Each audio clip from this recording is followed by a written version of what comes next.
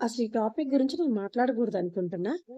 కానీ మాట్లాడక తప్పట్లా. ఎంత కంట్రోల్ చేసుకున్నా, లేదు ఇది మాట్లాడాలి ఎప్పటికైనా అని అనిపిస్తుంది. ఎందుకంటే, ప్రపంచంలో అమ్మాయిలు, అబ్బాయిలు అన్న డిఫరెన్స్ ఇప్పుడు లేదు.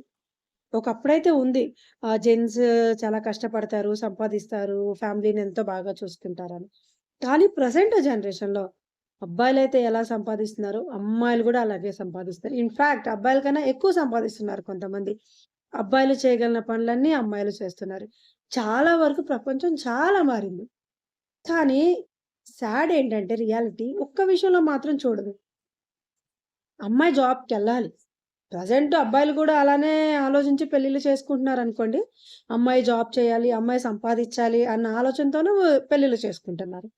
అలాంటప్పుడు అమ్మాయి జాబ్ చేయాలి అని నీకంత పర్టిక్యులర్‌గా ఉన్నప్పుడు, అది జాబ్‌కి వెళ్ళాలి, ఇంట్లో పనులు చేయాలి, వంట చేయాలి, పిల్లల్ని కనాలి. ఆ పిల్లల్ని గూడా తనే చూసుకుంటూ ఇయన్నీ ఎలా మెయింటైన్ చేసుకుంటదనుకుంటున్నారు?